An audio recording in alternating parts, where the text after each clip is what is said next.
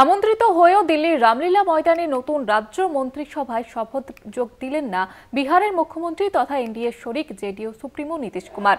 শপথে আরেক শরিক অন্ধ্রপ্রদেশের মুখ্যমন্ত্রী তেলেগু দেশম নেতা চন্দ্রবাবু নাইডু হাজির থাকলেও নীতিশের গড়হাজিরায় তার সঙ্গে বিজেপি নেতৃত্বে ঠান্ডা লড়াইয়ের আভাস রয়েছে বলে মনে করা হচ্ছে।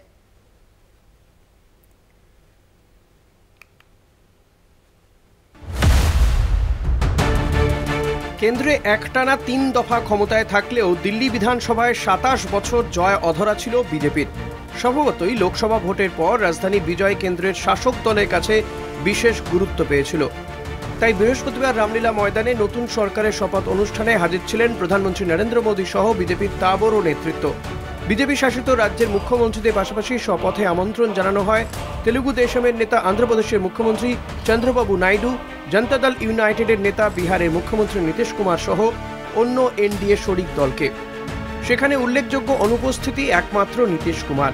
চলতি বছরের শেষে বিহারে বিধানসভা ভোট, সেখানে বিধানসভায় বৃহত্তম দল হলেও নীতিশ কুমারকে মুখ্যমন্ত্রী মেনে নিয়েছিল বিজেপি। ৭৫ বছর বয়সী নীতিশের বিকল্প হিসেবে আগামী বিধানসভায় তাদের প্রতিনিধিকে মুখ্যমন্ত্রী মুখ করে ভোটে লড়তে আগ্রহী রাজ্য বিজেপি। ইতিমধ্যে পদ্ম শিবিরের এই আকাঙ্ক্ষার কথা বিহারের রাজনীতিতে চর্চা শুরু হয়েছে। তড়িঘড়ি নিজের অরাজনৈতিক চাকরিজীবী পুত্রকে রাজনীতিতে আনার কথাও জেডিইউ এর সাংগঠনিক স্তরে ঘোষণা করেছেন নীতিশ। মহারাষ্ট্র মডেলে অদূর ভবিষ্যতে মুখ্যমন্ত্রী কুর্সি পদ্ম শিবিরের হাতে চলে যাওয়ার আশঙ্কা থেকেই নীতিশ শিবির উদ্বিগ্ন।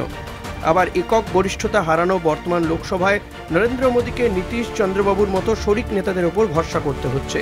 সেই সুবাদে বিজেপির সঙ্গে বিহারের আসন্ন ভোটের প্রেক্ষিতে দর কষাকষির সুযোগ রয়েছে নীতিশের হাতে।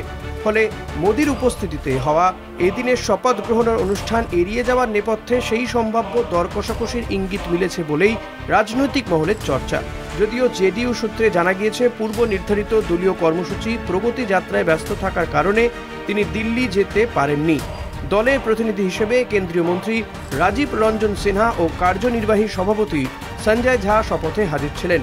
তবে বর্তমান লোকসভার সরকার পক্ষের দলগত বিন্যাসের প্রশ্নে নীতিশের গড়হাজিরা এনডিএর বিড়ম্বনা যথেষ্টই বাড়াবে বলেই মনে করা হচ্ছে। কলকাতা টিভি।